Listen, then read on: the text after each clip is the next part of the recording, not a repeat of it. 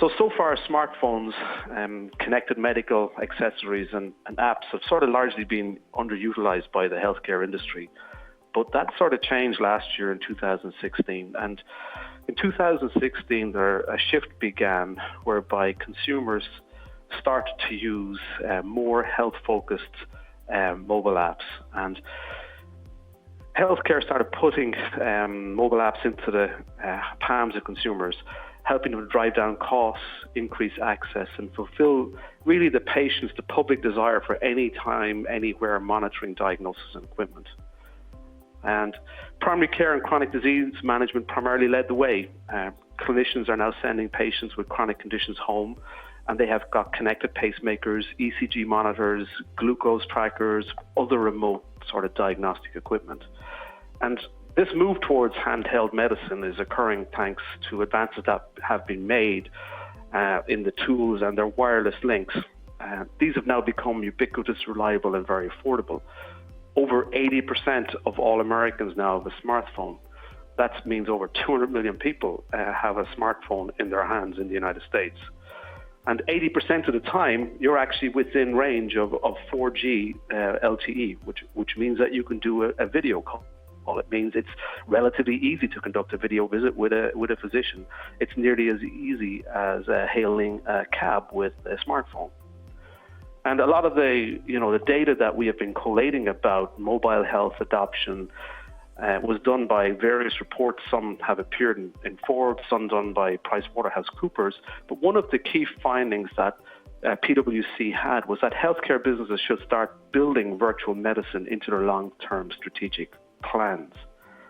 And a good example of how things are moving forward is Walgreens, which first launched its app in 2009. And today, Walgreens app refills one script every second via a customer's mobile devices. And in 2014, Walgreens app was the third most downloaded e-commerce app behind Amazon and Groupon. And I'll give you a sense of how many people have downloaded it. And to give you a sense of what one script every second means it corresponds to roughly 72 scripts per store per week. That's how many scripts are coming in via their app. And the Walgreens president, a guy called Alex Gourlay, he outlined the three pillars of their strategy. The first item being, and I quote, locations on the best corners in America. And the second item being the data we get from transactions. And the third pillar being through one of the most downloaded apps in retail. So mobile apps and mobile app technology is one of the three elements of Walgreens' growth strategy. But it just doesn't stop at Walgreens. And, pharmacy products account for 10% of Walmart's revenue and is a focus of growth. And it's primarily a focus of growth because healthcare spending continues to outpace the U.S. economy growth as a whole, and it will comprise roughly 5.8% growth annually through 2024.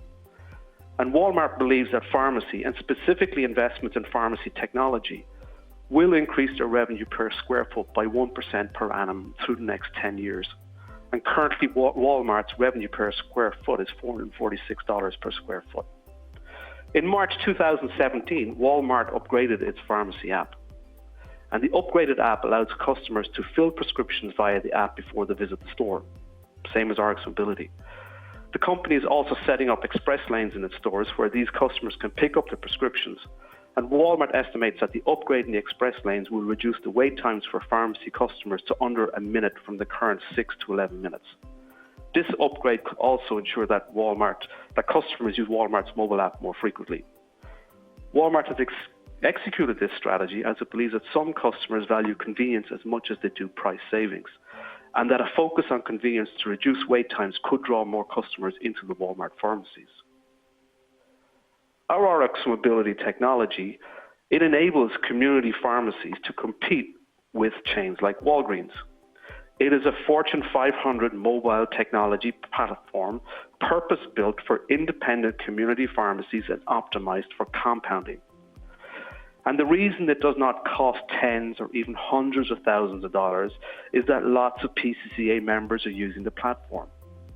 Rx Mobility is really easy to use and works seamlessly with PK Compounder RX to engage patients, save time, and increase refill revenue. So what can you expect from RX Mobility? Well, a mid-sized compounding pharmacy, and we've had a lot of customers, a lot of members using the app, and people who've deployed the app successfully with patients have several characteristics which we've incorporated into our training, our marketing training. But what they have experienced are 1,000 plus downloads, about 10% of script volume coming from RX Mobility, that's all script volume, a 3% increase in refill revenue from RX Mobility users, and a reduction in 8 minutes phone time per patient every single month. And so if you've got 100 patients using RX Mobility, that equates to about 800 minutes of time saved every single month. What RX Mobility, so what is it and what does it comprise? The first thing that's really important is that it comprises an integration with PK Compounder. I mean, you guys run your business on the back of PK. It runs the pharmacy, it runs the lab, it runs dispensing.